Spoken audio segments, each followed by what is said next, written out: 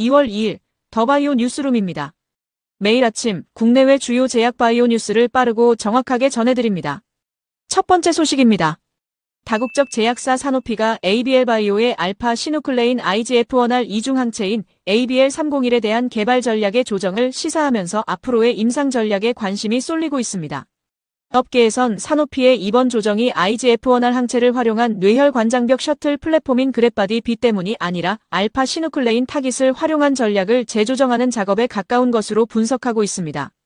사노피는 29일 공개한 2025년 4분기 실적 자료에서 ABL301을 우선순위 조정으로 표기했습니다. ABL301은 지난 2022년 사노피가 ABL바이오로부터 10억 6천만 달러 규모의 기술 도입한 후보물질입니다.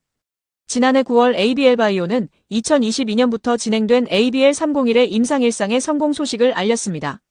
사노피는 후속 임상시험 진행을 위해 ABL301의 임상시험 스폰서 변경을 진행 중인 상태였습니다. 이번 사노피의 우선순위 조정 결정이 시장 일각에서 임상 중단이나 권리 반환의 취지로 해석되자 ABL바이오는 30일 입장문을 내고 즉각적인 진화에 나섰습니다. ABL바이오 관계자는 사노피 측에 공식 확인한 결과 임상 전략 수립과 실행 시기 조율로 구체적인 타임라인이 확정되지 않아 부득이하게 조정이라는 표현을 사용했을 뿐이라고 설명했습니다.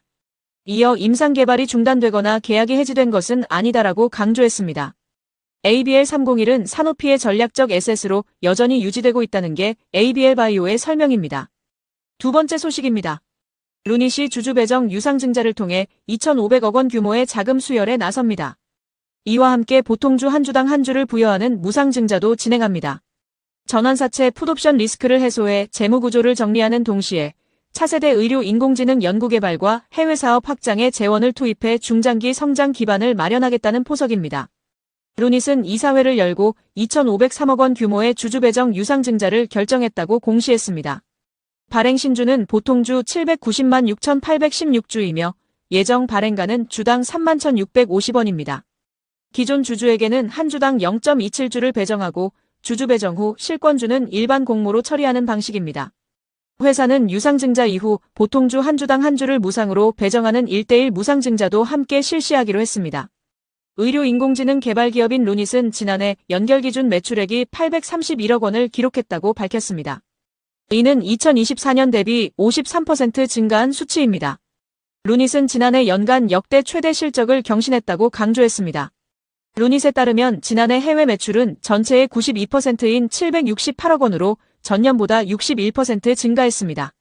작년 4분기 매출은 265억 원으로 전년 동기 대비 32% 늘었습니다. 인공혈소판 개발 기업인 듀셀은 세계 최초로 50리터 규모의 배양기를 활용한 인공혈소판 생산에 성공했다고 밝혔습니다.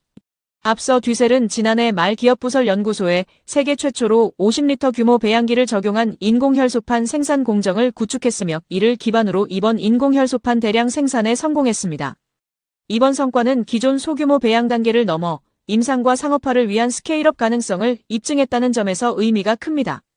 대웅제약은 M8과 295억 원 규모의 멕시코 지역 나보타 수출 계약을 체결했다고 밝혔습니다.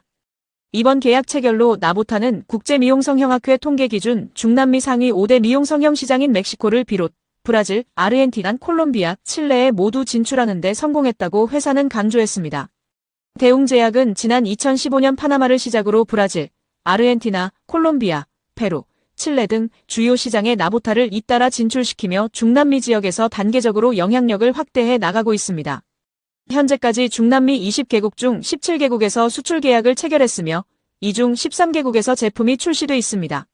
셀트리온은 자가 면역 질환 치료제인 앱토즈마를 독일, 프랑스, 스페인 등 유럽 주요국에 출시하며 글로벌 토실리주맙 시장 공략에 본격적으로 나섰다고 밝혔습니다. 회사는 국가별 제약 시장 특성을 고려한 맞춤형 영업 마케팅 활동으로 출시 초반부터 입찰 수주 성과를 지속하며 시장 내 입지를 빠르게 다지고 있다고 간주했습니다. 먼저 유럽 주요 5개국 중 하나인 프랑스에서는 입찰과 리테일 채널을 동시에 공략하는 전략으로 출시 초반부터 성과를 높이고 있습니다. 셀트리온 프랑스법인은 입찰 경쟁에서 핵심적인 평가 요소로 꼽히는 공급 안정성을 앞세워 사립병원 그룹 입찰의 대다수를 수주하는 데 성공했습니다. 해당 물량은 프랑스 토실리주맙 사립시장의 약 80% 규모에 해당합니다. 삼성바이오에피스는 아일리아 바이오시밀러이자 안과 질환 치료제인 SB15 판매와 관련해 오리지널 의약품 회사인 리제네론 및 바이엘과 미국 캐나다를 제외한 지역에서 전홍도 제형에 대한 합의 및 라이선스 계약을 체결했다고 밝혔습니다. 삼성바이오에피스는 이번 라이선스 계약에 따라 영국, 유럽 국가, 한국을 제외한 그 외 국가에서 SB15의 출시가 가능해졌습니다. SB15는 지난 2024년 유럽연합집행위원회로부터 허가를 받았습니다. 한국에서는 아필리브라는 제품명으로 허가를 받아 같은 해 5월 출시한 제품입니다. GC60자는 코로나19 메신저 리보핵산 백신 후보물질인 GC4006A의 국내 임상일상에서 첫 번째 피험자 투여를 완료했다고 밝혔습니다. 앞서 GC60자는 지난해 12월 식품의약품안전처로부터 GC4006A에 대한 임상일상 시험 계획을 승인받았습니다. 회사는 이번 임상에서 19세에서 64세의 건강한 성인을 대상으로 안전성과 면역원성을 평가합니다. GC4006A는 GC60자가 자체 구축한 mRNA 플랫폼을 기반으로 개발한 백신 후보물질입니다. 비임상 시험에서 기존 상용 백신과 유사한 수준의 항체 생성과 면역 반응을 확인 개발 가능성을 입증했습니다. 앱클론이 지난해 별도 재무제표 기준 연간 매출 30억 원을 넘기며 관리 종목 지정 리스크를 해소했습니다. 회사는 관리 종목 이슈를 털어낸 뒤 재무적 불확실성을 걷어내고 기술과 성과로 기업 가치 재평가에 나선다는 구상입니다. 앱클론은 주주 서한을 통해 관리 종목 지정 해제 진행 상황과 향후 회사의 핵심 방향성에 대해 공유했습니다. 앞서 회사는 이날 매출액 또는 손익구조 30% 이상 변동 공시를 통해 지난해 잠정 실적을 공개했습니다. 앱클론은 연간 매출액이 30억 원을 초과해 코스닥 시장 상장 규정에 따른 관리 종목 지정 사유를 완벽히 해소했다고 밝혔습니다.